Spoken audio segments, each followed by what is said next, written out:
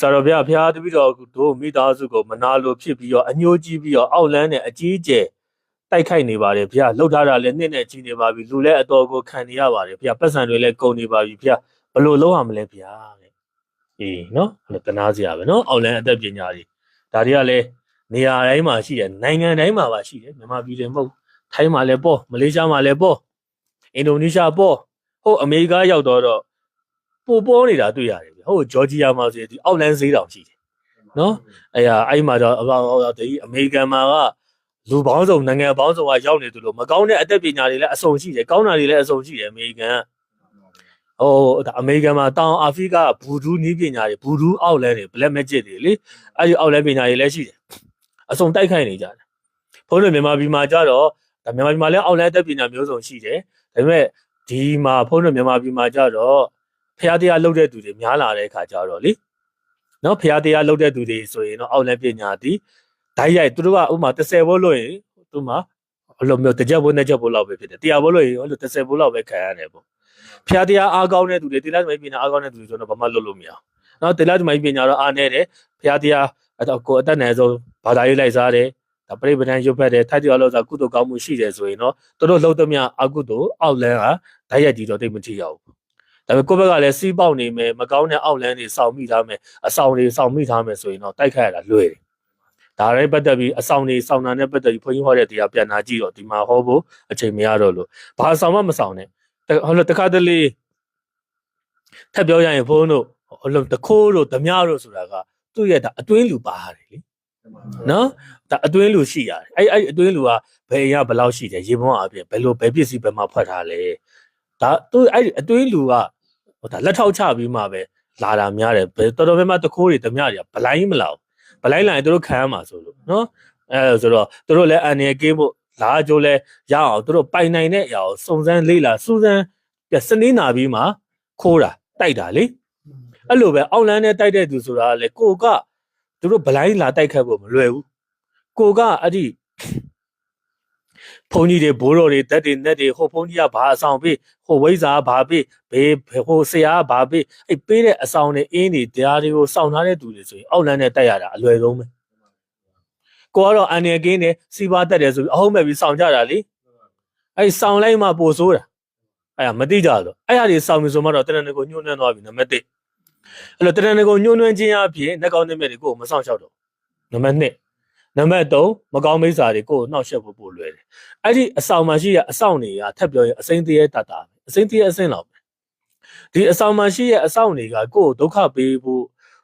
့ကိုယ်ကိုညီတယ်ဆိုတာချစ်တို့ခင်လွန်းလို့တော့မဟုတ်ဘူးအဲ့ဒီအဆောင်မှာသူတို့ချုပ်နှောင်ပြီးတော့အမိန်ပေးပြီးတော့စောင့်ခိုင်းလို့ကိုယ်ကိုစောင့်ရတာလေစောင့်ရတာဆိုတော့သူတို့ကကိုယ်မေတ္တာနဲ့စေနာနဲ့ကိုညီတာစောင့်ရှောက်တာလည်းမဟုတ်ဘူးနောက်တစ်ခုသူတို့ကိုယ်လည်းတကိုးလည်းအဲ့ဒါလောက်မကြည့်ဘူးအကိုလောက်အောင်ကမ္မစိတ်ဒီအစွမ်းတကိုးမရှိဘူးနော်ဒီအကိုရလောက်အောင်အဲ့လောက်မစွမ်းဘူးရိုးလေးတွေးကြည့်လေကိုယ်စိတ်ကောင်းစောင့်ရှောက်တာနဲ့ဝင်းကြီးတို့တမနာစောင့်ရှောက်တာနဲ့ဘယ်လိုกว่าတော့ဘယ်လောက်กว่าတော့အများကြီးပဲလေနော်အဲ့လိုပဲဒီအောက်လဲအစိမ့်တရေတွေကိုယ်အဲ့ဒီအဆောင်မှရှိတဲ့အဆောင်တွေကအဲ့ဒီပုံကိုယ်တွေကိုယ်စောင့်နေဆိုတာအဲ့ဒီပုံကိုယ်တွေကတကူအဲ့လောက်ကြီးတာမဟုတ်နော်သူတို့ထက်ပါဝါကြီးတဲ့အောက်လန်းဆရာတွေအများကြီးရှိတယ်အဲ့ဒီအောက်လန်းဆရာတွေကဟေ့လူတရားကိုဒုက္ခပေးတော့မယ်ဆိုရင်သူတို့ရဲ့မကောင်းတဲ့သူတို့မွေးထားတဲ့မကောင်းတဲ့အစိမ့်တရေတွေကိုလှုပ်ဖို့ဆိုတာမလွယ်ဘူးနော်အဲ့ဟာသူတို့ငွေပေးပြီးတချို့ကလည်းခိုင်းကြတယ်လीမနာလို့တချို့ကလည်းကိုယ်မလို့သူတို့မှအဲ့ဒီအောက်လန်းပညာအဆုံးအောက်လန်းအသက်ပညာတွေတက်တော့သူတို့ကတိုက်ခိုက်တယ်တချို့ကကိုယ်တိုင်မတက်အောင်တက်တဲ့သူတို့လှုပ်ခိုင်းတာစီးပွားကြအောင်မိသားစုတွေပြိုကွဲအောင်စကားတွေများအောင်ရန်တွေဖြစ်အောင်ယောဂတွေဖြစ်အောင်နော်ဒုက္ခပေးတာအများကြီးပဲအဲ့ဒီခါမှာဒီအောက်လန်းပညာနဲ့တိုက်တဲ့အခါဒီအောက်လန်းဆရာကလှုပ်တော့မယ်ဆိုရင်သူလှုပ်ရမယ့်သူဒီဘာအဆောင်နေဆောင်ထားတယ်လဲဆိုတာ तू ကသူ့ရဲ့အစွမ်းနဲ့ तू ရဲ့တပည့်တွေလွတ်ပြီးကြည့်ခိုင်းတယ်နော်သူ့ရဲ့အစွမ်းနဲ့ကြည့်ခိုင်းတယ်အဲ့ဒီအစိမ့်တရေတွေအဲ့ဒီပုဂ္ဂိုလ်ကဥပမာဆောက်လို့ဘယ်ဘုန်းကြီးပေးလို့ညာဘုန်းကြီးပေးလို့ဘုန်းကြီးတွေဆိုဘုန်းကြီးနဲ့မယုံနဲ့ဆိုတာအဲ့ဒါပြောတာနော်အဲ့ဒါတော်တော်များများဘုန်းကြီးတွေအဲ့ဒါလှုပ်ရှားနေကြတယ်ပြောတာလဲနော်ဘုန်းတို့အဲ့ဒါသာသနာကွယ်အကြောင်းဖြစ်နေတယ်ဘုန်းကြီးတွေဓာတ်တွေနဲ့တွေနဲ့လှုပ်ရှားနေတာအဲ့ဒါဒီဖះအောင်နဲ့လုံးဝမညူသာသနာဖြတ်နေတာပဲအပြစ်လည်းအမှန်တန်ကြီးတယ်ဒီကနေ့မှရအဲ့ဒါဒီမှအဟုတ်ထင်တာကိုအတိတ်ကပြုခဲ့တဲ့ကုသိုလ်ကံလေးဖေးမလို့စီပွားရေးလေးအဆင်ပြေသွားဒီဘုန်းကြီးမလို့တို့ထင်တယ်ဘယ်အဲ့ဘုန်းကြီးဘလို့မနိုင်ပါနော်ကိုကံကောင်းလို့ ချဲလေးပေါက်တော့ဟာဒီဘုန်းကြီးမှန်တယ်ချဲမပေါက်တဲ့သူကပုံများတယ်သွားကြည့်ကြည့်အောင်နော်အဲ့လိုမျိုးပေါ့အဲ့ဒါအဲ့လိုမျိုးကိုအားကိုရမှာလူတွေကဒါသူများအကူရှာခြင်းကြတယ်ကဲထားအဲ့ဒါဆိုတော့ဒီအောက်လန်းနဲ့တိုက်မဲ့သူဒီအဲ့ဒီဒီအောက်လန်းပညာနဲ့သူ့ကိုအဲ့ဒီသူတို့ဒုက္ခပေးမဲ့နော်ဘာမှလည်းတရားဟောတာလေရပြတ်တော့အတန်ပြတ်တယ်သူတို့ဒုက္ခပေးမဲ့သူဒီဘာဆောင်နေဆောင်ထားတယ်လေအဲ့ဒီအဆောင်ထားတဲ့သူဆိုရင်သူတို့အဲ့အဆောင်မှာရှိတဲ့အဆောင်ကိုလောက်ခိုင်းတာဟဲ့မင်းဆောင်ထားတဲ့အဲ့မင်းကဘု து ကိုဒုက္ခပေးအဲ့ဒီကိုသူတို့ညာအိပ်ပြအောင်လုပ်အိပ်မပြောအောင်လုပ်ယောဂတွေဖြစ်အောင်လုပ်ရန်တွေဖြစ်အောင်လုပ်စီးပွားရေးကြလက်တွေပိတ်အောင်လုပ်ငါတို့ခိုင်းတဲ့အတိုင်းမင်းမလို့ရင်မင်းတဲ့ကြီးကြကောင်းတယ်ငါမှရှိတယ်မင်းတို့လုပ်မယ်ဆိုတော့ကိုကတော့အန်ရယ်ကိန်းနဲ့စီးပွားတက်တယ်ဆိုပြီးစောက်ရတဲ့အဆောင်ဟာအဲ့ဒီအဆောင်မှာရှိတဲ့အဆောင်ဟာသူ့ထက်ပါဝါကြီးတယ်သူ့ထက်ဆိုးတဲ့ကောင်တွေနဲ့ဟိုဘက်အောက်လန်းစရာချင်းကြောက်တော့ကြောက်ပြီးတော့ကိုယ်ပြန်ဒုက္ခပေးတယ်အဲ့ဒါဖို့အိမ်ဆောင်နဲ့ခြံဆောင်နဲ့မကာကွယ်ဘူးလားမကာကွယ်ဘူးဘာလို့လဲကိုယ်တိုင်ကလိုလားနဲ့ဒီပစ္စည်းကိုအိမ်ပေါ်ယူခဲ့တာဒီအိမ်ဆောင်နဲ့ခြံဆောင်တဲ့ကတားမြစ်ပိုင်ခွင့်မရှိတော့ပြီးတော့တချို့အိမ်ဆောင်နဲ့ခြံဆောင်တဲ့တွေဆိုရင်စိတ်ပြက်သွားတာချို့ကိုဆောင်နဲ့ဆိုရင်ငါတို့ရှိနေရတော့ငါတို့နော်ဒါမအေကျော်ပြီးတော့တွေးတော်လွမ်းနေဆိုတာဖေအေကျော်ပြီးတော့နော်အဲ့လိုဖြစ်ကုန်မယ်ငါတို့စောင်းရှောက်နေတာကိုငါတို့ကိုမလေးစားပဲနဲ့နော်ငါတို့ဘာမဟုတ်တဲ့အစိမ့်တရေတွေခေါ်လာရဆိုတော့သူတို့မနေတော့ဘူး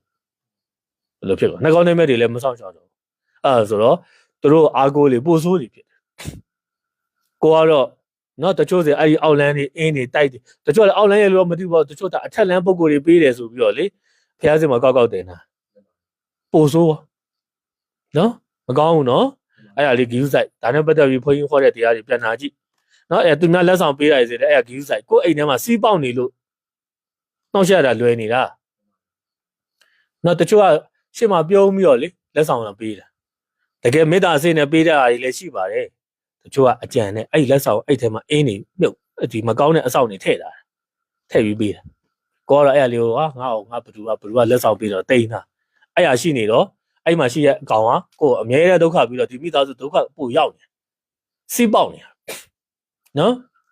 အဲ့အခုနောက်ပိုင်းဗျာလူတွေတော့မလုတ်တင်တာတွေပါလုတ်လာတယ်ဒီလက်ဆောင်တွေပေးတာနောက်ပဲဘလူးကြီးလက်ဆောင်ပေးဖះလက်ဆောင်ပေးရုပ်ပွားတော်လေးတွေ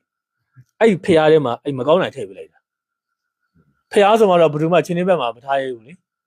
ဖះဆိုမှကောက်တင်လိုက်ရောဘယ်သူမှလည်းမထင်ဘူးဖះဆိုတော့အဲ့ဖះရဲ့အဲထဲမှာမကောင်းတာကြီးစီစဉ်လိုက်တာအင်းနေတက်တယ်သွားရောအကောင်းဆုံးတော့သူများလက်ဆောင်ပေးတာမယူတာအကောင်းဆုံးနော်အဲ့ဟာယူရင်လည်းဂီယူဆိုင်ကြပါဘောနော်ဂီယူဆိုင်ကြပါလုံးဝမယူနဲ့တော့မပြောလို့ပါဘူးနော်အဲ့ဟာအဓိကမယုံရတဲ့